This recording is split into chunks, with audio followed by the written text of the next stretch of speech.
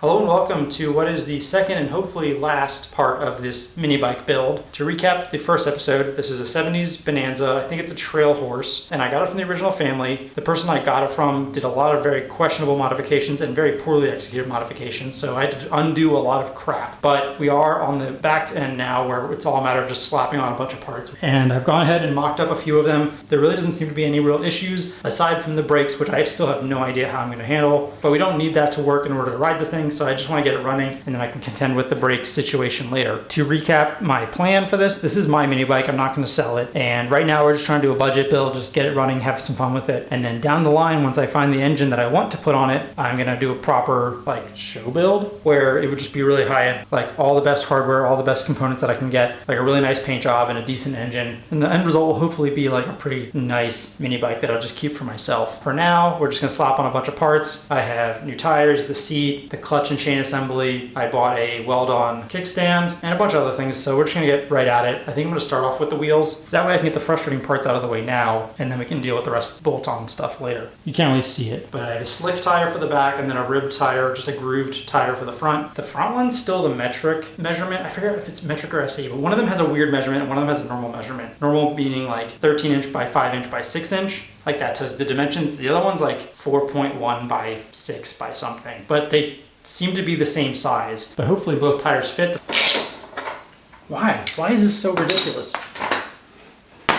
All joking aside, that wheel hasn't probably been off since the Nixon administration. It was just stuck on there with so much crap. And also, I don't know how you can see it, but there's two chunks missing out of the lip of this bearing, so that bearing's pretty crunchy. Let's see about this one. That one's fine. So that sucks, and I have no idea if the tire is even going to fit, so let the air out, try to split the rim. Unfortunately, these things aren't dated, but it's a 410 by 3.5 by 6, and I was sort of able to match that to a 13 by 5 by 6, so I have no idea if it's going to work, but we're going to figure it out. So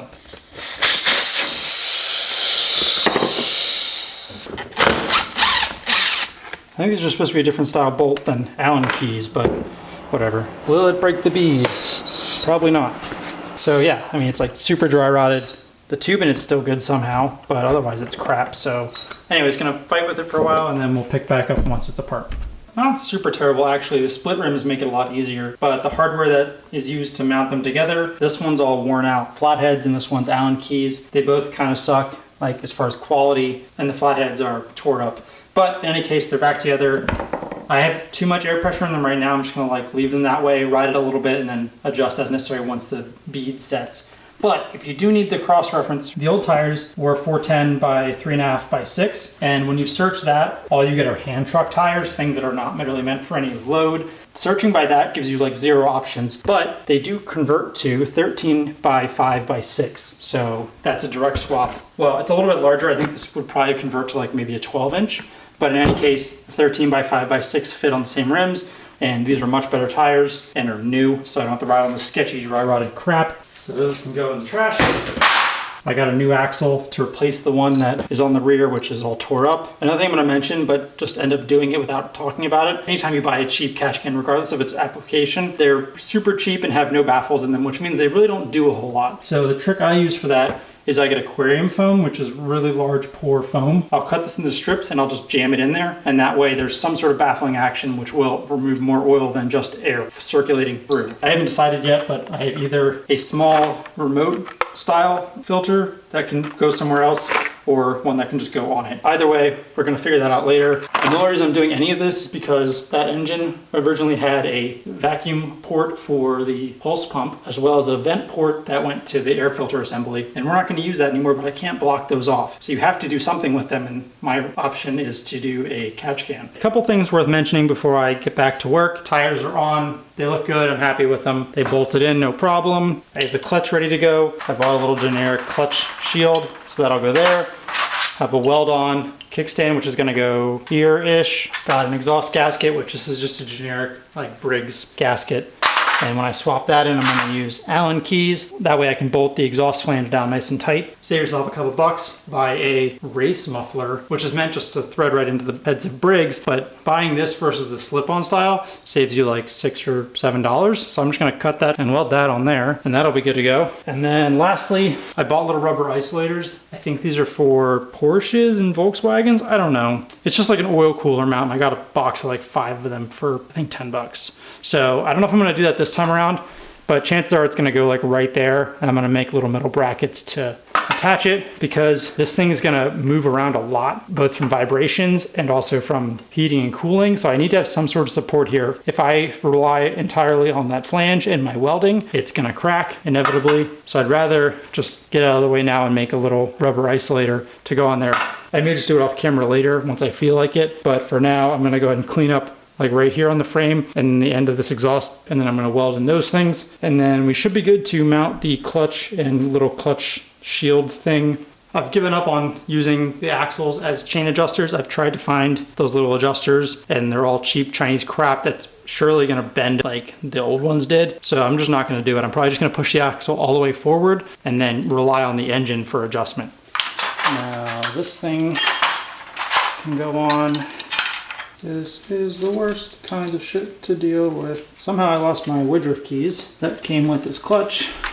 How I lost the Woodruff keys, you might ask? I don't have the soggiest. I'm so happy I hoard parts because I lost my Woodruff key, but I have long ass ones that are meant to be cut down. Jam that in there, cut it once I feel like it, which is not right now. Maybe you can go on there, even though you're not gonna clear now because that other Woodruff key is in my way. That is some big brain shit right there. Use a washer to jam it on there. Why not? That is on par for how things are going currently.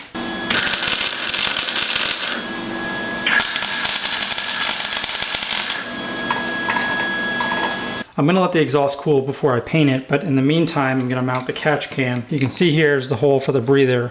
Right next to it here is the vent for the pulse pump, which we don't need, so I'm just gonna block that with the cap, jam that into the whatever hole, and then that can go like right there. I can just be lazy and put a hose clamp around it. I don't know. I don't like any of this, but for now, I don't feel like making brackets. So, yep, do that, good. I already went ahead and put in that aquarium foam. This is so stupid. I should really just make brackets, but I don't want to, so that's a future me problem. I do not condone sketchy garbage like this. This is the oil air separator, so in theory, the air coming out of it should already be filtered, as in no oil in it, but in case it's not, we have a catch can and a vent, and that vent will go right over there in front of the exhaust and catch on fire, or go right back into the filter. This is all ideal. I'm doing really trash execution of things, but using good products like silicone line and a K&N filter. Okay, so just gotta cut the chain, install it, cut the Woodruff key, install that, just show you when it's done, and then we can do the throttle cable. I wasn't even gonna address it because I didn't really think it was worthwhile, but the hardware mounting the two halves of the rims together, both front and back, were one, they didn't match, and two, they were both kind of sketchy. The rear are all flatheads and they're all chewed up, and the front are machine head Allen keys, which don't really seat all that well. And they're also just like barely long enough. So it is, I got nicer stainless Allen keys that are also just a tad bit longer. That way we have enough thread that goes through the rim, just because it's kind of a safety thing. And this hardware costs like nothing. So I'd rather just put nicer stuff in now. One, I trust it, and two, it looks better. I'm still working on figuring out the gas tank and fuel line situation, but we're gonna use this 3-gallon tank I got at the junkyard. I'm probably just gonna put a clamp around it like that. And then the outlet faces backwards, which means we have a pretty short line that runs along the frame and then down to the card, which means I can tuck it up in there so it's away from the heat. The only other thing to deal with is this tank's full of rust, so I have BBs in there and I have to shake the crap out of them and then clean it. I'm still gonna run a fuel filter, but just wanna get a bunch of the loose rust out of it first before I rely on the fuel filter's ability to filter. And it should be good enough. I'm not super worried about it. Like, this is all temporary anyway when it comes to doing the full build. I may still use this tank, but I will mount it properly. Also, this small tank stays between the frame, which means it doesn't interfere with the handlebars, which was the one main reason I picked this tank. But yeah, get it cleaned both internally and externally, get it mounted, get the fuel line run, and then we can figure out the throttle cable situation. I had bought a twist grip throttle and a throttle cable that are supposed to work together. They're not even remotely close to working together. Surprise there. But I do have like 5 other throttle cables, so one of those will surely work with adaptation. So yeah, just gonna figure this stuff out first and then get it mounted, and then we can finish up with the throttle cable. Luckily I had a cable that would work. So all I have to do now is find a way to mount the cable so that way it sits there-ish. And then I have this little thread-in thing. So I need to drill a hole probably like there or so. I got these little threaded fittings. They're little barrel stops or cable stops, whatever you want to call them. and I'm gonna thread it through that little butterfly valve and then pinching the cable down so it's gonna sit there and hold it in place. It should be really easy actually. Thankfully, like I bought throttle cable adapter kits, like this was one kit and there was a bunch of little parts included. And this is gonna make it super easy. So first things first, I'm gonna go ahead and try to mount the little barrel nut thing, and then I can work on cable placement. And then I also need to mount a return spring, which won't be too bad. It's probably just be a matter of drilling a hole in this plate somewhere. And then also the fuel line has been run. It runs along the frame. I left it long enough so that it kind of wedges itself up in the frame area so I don't have to zip tie it or anything. And also it's kind of wedged onto the carb there. So everything should be good as long as it doesn't leak. If it does leak, it's gonna leak onto everything hot. So that may be interesting. Okay, well, I'm just gonna drill a hole and put it like right there, and it should be fine. Okay, so I think I got it pretty much figured out. It doesn't really like to return, and the spring isn't that strong, but it's okay. It'll at least be functional for now. I need to put some gas in it and just see if it leaks.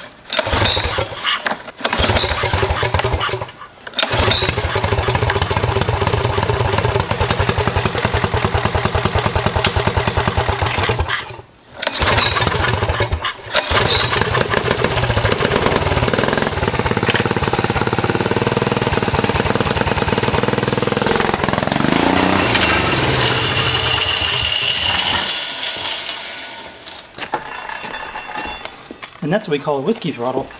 I could spin this all the way around, like forward and back, but also I can just do this, which also tightens the cable more. So that was sketchy, but that's good enough. It's getting dark, so we'll get this fixed and then ride it around. I just want to take a moment to let everyone know that never buy one of these grip assemblies. They are pieces of shit. So issue number one is they come with really, really short bolts initially that are a weird thread that are like impossible to find.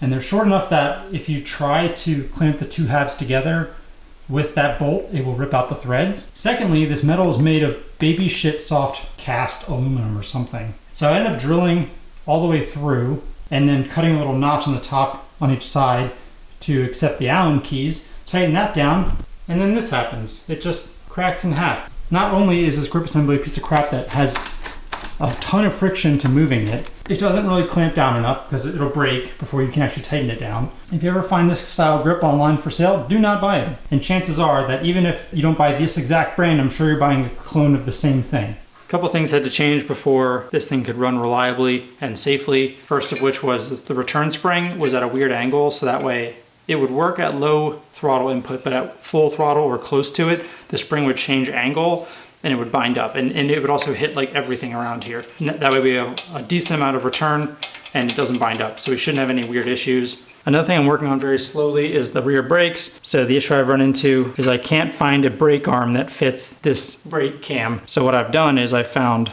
whatever, CT70 or generic 90s Honda one. All I have to do is open up this hole a little bit to accept it, which it already kind of fits in there. I just need it opened up just a little bit more, but I'm doing it off camera because one, I have no idea what I'm doing. It's a ton of trial and error. That'll just be done at some point here soon. Another thing I've been working on is the throttle situation. The issue I was having was the throttle assembly that I had bought that was supposed to work with the throttle cable I bought. Neither of them worked together, and the throttle housing itself was made of like soft metal, so it literally fell apart trying to use it. So what I've done is I used a Harley-Davidson throttle tube assembly, and all I did is I replaced the actual grip with the other one from the Chinese set. That way it matches both sides. Literally all of this is Harley parts except the grip, and also the throttle cable, which is a little bit longer, which should give me a little bit more leeway on the carb side.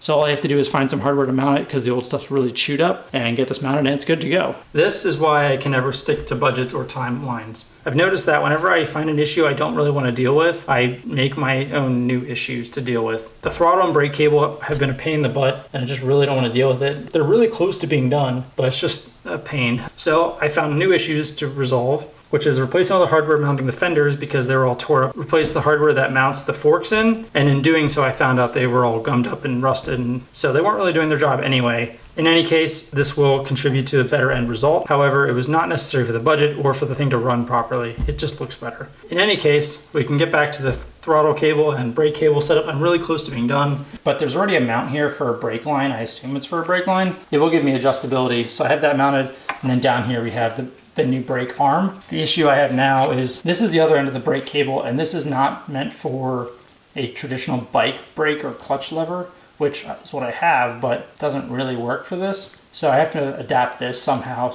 So we ended up using the Harley throttle cable, and all you have to do is cut the housing back about 6 inches so that it sits about there. And I'll probably have to trim off the actual core itself because it's going to be really long and I don't need it. I also don't need this little nub nor this little barrel, so those can go away. So I just got to mount that in there, and then I'll put it through this little eyelet back here and then put a barrel nut on the back of that. All right, it's back together. Everything's where it needs to be and tight enough. I'm gonna just go ahead and start it on the bike stand unlike last time because I don't want it taking off and gouging up my floor again. So hopefully the float actually turns the fuel off because I really want to ride the thing and I don't want to deal with rebuilding the carb again. Just gonna put some gas in it, put it outside, see what happens.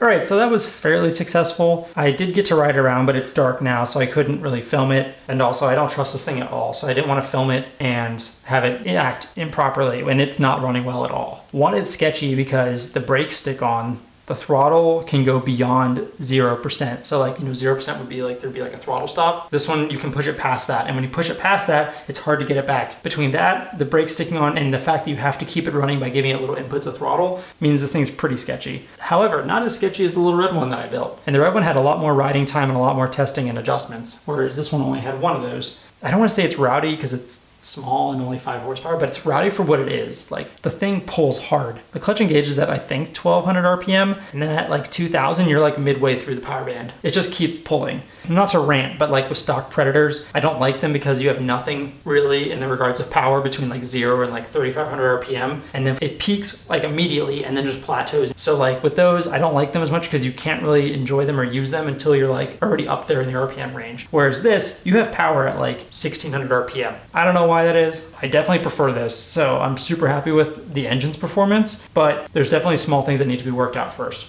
There may be a thing possibly in the future at like 1,000 subs where I destroy the back tire. I don't know. But at some point I'll do the show quality build where I strip it fully down, change all sorts of things, do full paint, nut and bolt restoration, like very detailed stuff. But as of right now, I don't have that engine and I don't have any plans to do that anytime soon. So as of right now, this is how it's gonna stay. If you'd like to see a riding video or at least me destroying a tire, just let me know because that can definitely be worked out. Also, if you care about the budget aspect of this, I have about 470 in this. And honestly, probably like 40 of that was unnecessary. So yeah, with that being said, I probably could have done this for like $430, somewhere in there. It's all relative if you think that's budget or not. For me, I do. I think that's a good deal. And if you can make it happen, you should definitely build one as well. So yeah, with all that being said, thanks for watching and stay tuned.